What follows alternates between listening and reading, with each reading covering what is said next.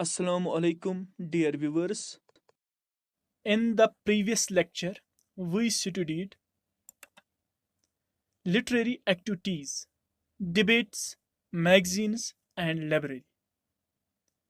Our today's topic is physical activities, games, NCC, and scouting.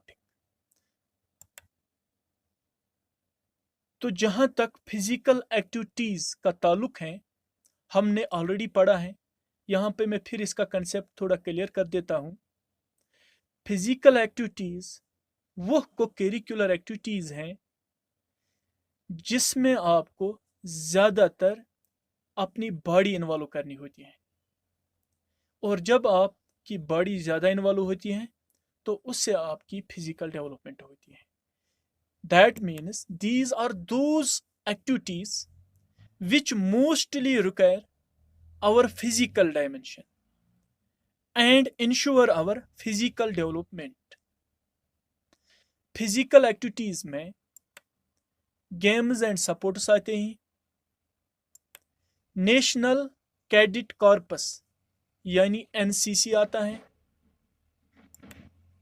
Scouting आता है, और भी बहुत सारी एक्टिविटीज़ हैं, लेकिन सिलेबस के मुताबिक हमें इन 3 फिजिकल एक्टिविटीज़ को थोड़ा डिटेल में डिस्कस करना है।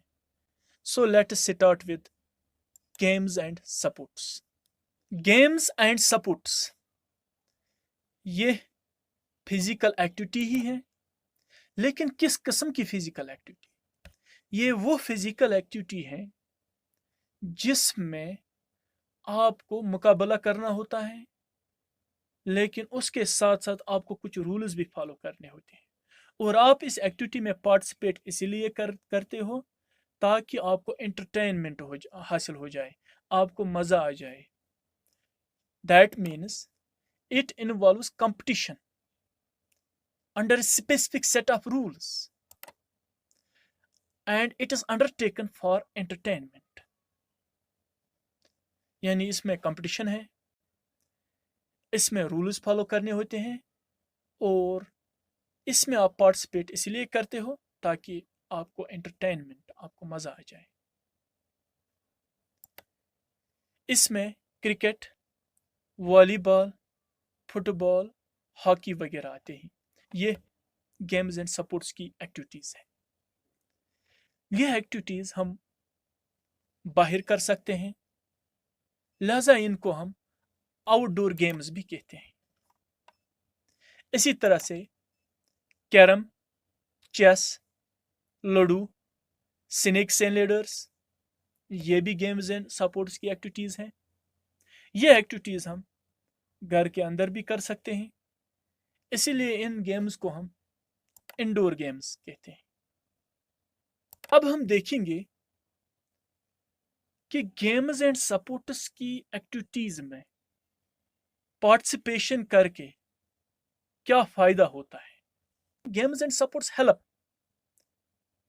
इन strengthening our body and mind. इनसे जब आप गेम्स एंड सपोर्ट्स में पार्टिसिपेशन करते हो तो आपकी बॉडी और आपका माइंड स्ट्रांग बन जाता है। इसी तरह से games and sports develop qualities of sportsmanship. ये आप में एक जो सपोर्ट्समैन की क्वालिटी होनी चाहिए वो क्वालिटीज आप में डेवलप करता है, जैसे कि ओबीडेंस। ये आप में एक फर्मा बरदारी पैदा करता है, ओबीडेंस पैदा करता है।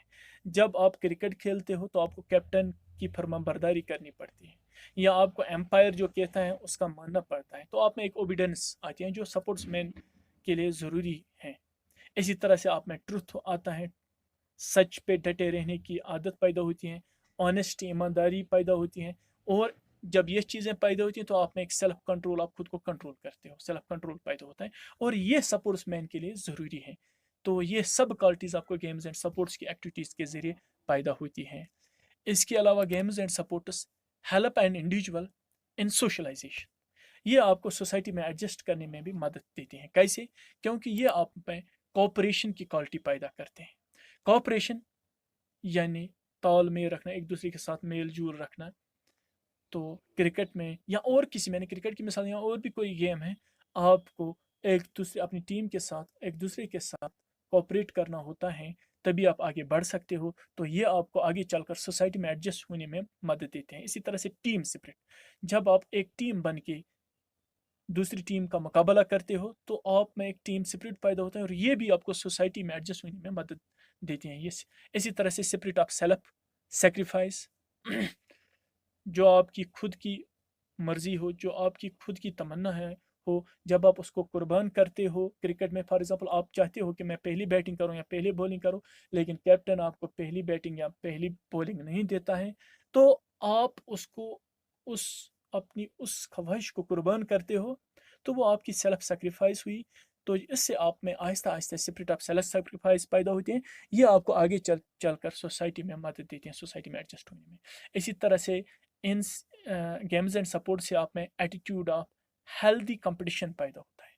यानी आप कंपटीशन करते हो, लेकिन हेल्दी कंपटीशन यही है, आप अपने अपोनेंट को, अपने मुखालिफ टीम को अच्छी तरह से खेल के हराते हो, उससे आप मुकाबला करते हो लेकिन खेल के जरिए। तो इसे हम हेल्दी कंपटीशन कहते हैं। आप लड़ाई से, झगड़े से उसे कंपीट नहीं करते, उसे मुकाबला नहीं करते। तो इस तरह से गेम्स एंड सपोर्ट्स का कंसेप्ट आपको समझ में आ गया होगा। So let us discuss the next one, which is national cadet corpus. National cadet corps यानी एनसीसी एक ऑर्गेनाइजेशन है जो हिंदुस्तान की डिफेंस मिनिस्ट्री ने लॉन्च किया, ताकि स्टूडेंट्स में मुल्क को प्रोटेक्ट करने का, मुल्क को डिफेंड करने का जज्बा पैदा हो जाए। That means NCC is an organization started by the Ministry of Defense to stimulate in the students an interest in the defense of the country. और यह ऑर्गेनाइजेशन कब लॉन्च की गई? यह ऑर्गेनाइजेशन पहली बार स्टार्ट की गई 16 अप्रैल 1948। That means it came into existence on 16th April 1948। और कैसे वजूद में आई? Through NCC act 36 1948। वो एक एक्ट के तहत वजूद में लाई गई। लेकिन इसको पहली बार इनागरेट कब किया गया? इसको पहली बार लॉन्च कब किया गया? It was formally inaugurated on 15th जुलाई 1948। ये वो वक्त था जब समर वेकेशन ख़त्म हो गई थी, कॉलेज और स्कूल्स ओपन हो गए थे, और फिर उन्होंने इसको लॉन्च किया। एनसीसी का हेडक्वार्टर है, और इसका हेडक्वार्टर न्यू दिल्ली में है, यानी its headquarters are at New Delhi. NCC में 3 किस्म की सर्विसेज हैं। इसको हम कहते हैं it is a tri service organisation. कौन कौन सी सर्विस इसमें है? इसमें आती हैं army, navy and air force. Army तो आप जानते ही हो, नेवी समंदरी फौज, इसी तरह से एयरफोर्स, ये भी तो आप जानते हैं। इसमें ये तीनों आते हैं। जहां तक एयरफोर्स का ताल्लुक है, एयरफोर्स एनसीसी में कब लॉन्च किया गया? एयरफोर्स अप्रैल 1950 में लॉन्च किया गया। नेवी जुलाई 1952 में लॉन्च किया गया, और आर्मी उसी वक्त लॉन्च किया गया जब एनसीसी लॉन्च किया। वो उस वक्त की वो आर्मी की ही विंग थी। अब हम देखेंगे जो ये एनसीसी है, इसका नस्बुल ऐन क्या है, इसका मोटू क्या है? इसका मोटिव है यूनिटी एंड डिसिप्लिन, यानी एकता और अनुशासन। डिसिप्लिन बनाए रखने के लिए जो भी एनसीसी ज्वाइन करता है उसे 4 उसूलों पे चलना होता है, यानी there are 4 cardinals of discipline. Number 1, obey with smile. ओबे करो, फर्मा बरदारी करो, जो भी हुक्म आपको दिया जाता है उसे मानो, खुशी से मानो। Next, be punctual.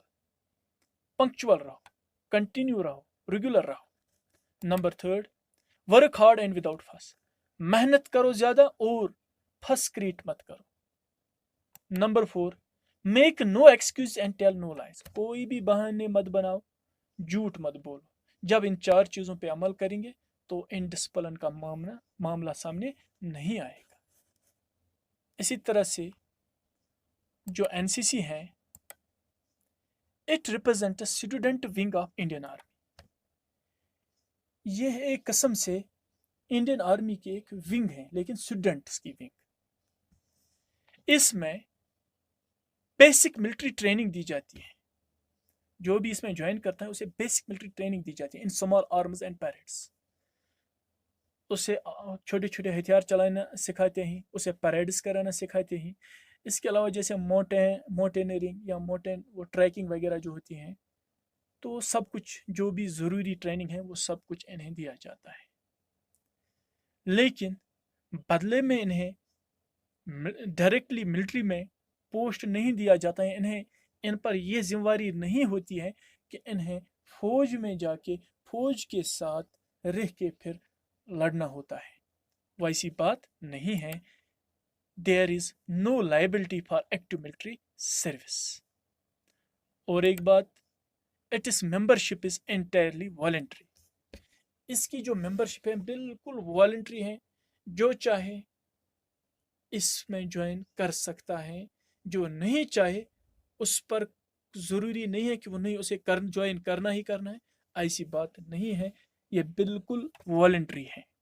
Next, it is membership is open to all the students all over India. तो जैसा कि मैंने पहले ही कहा, लेकिन यहाँ पे एक क्राइटेरिया लगाया गया है, कौन कौन से स्टूडेंट्स इसके मेंबर बन सकते हैं। Between the age of 13 to 26, जिनकी उम्र 13 साल से 26 साल तक है, वही एनसीसी के मेंबर बन सकते हैं। अक्सर 13 साल की उम्र में हाई स्कूल में बच्चा पढ़ता है, तो इसका मतलब है हाई स्कूल से लेकर हायर सेकेंडरी, कॉलेज और यूनिवर्सिटी तक के स्टूडेंट्स इसमें पार्टिसिपेट कर सकते हैं। इसमें इस एतबार से 2 डिवीजन्स आते हैं। क्या क्या? Number 1 junior division, number 2 senior division. जो जूनियर डिवीजन है ये उन स्टूडेंट्स के लिए हैं जिनका ताल्लुक होता है हाई स्कूल्स और हायर सेकेंडरी स्कूल्स, यानी it is for high and higher secondary school students. और जो सीनियर डिवीजन है ये कॉलेज और यूनिवर्सिटी स्टूडेंट्स के लिए, यानी it is for college and university students. तो इस तरह से एनसीसी आपको समझ में आ गया होगा। Let us discuss the third one which is scouting. Scouting है क्या? स्काउटिंग एक किस्म की मूवमेंट है, वॉलंटरी मूवमेंट है ये भी, और ये नॉन पॉलिटिकल है। इसका किसी सियासी पार्टी से कोई लेना देना नहीं होता है। So it is A voluntary and non political movement. इसको कब लॉन्च किया गया? इसको हिंदुस्तान में 1911 में बेंगलुरु में लॉन्च किया गया।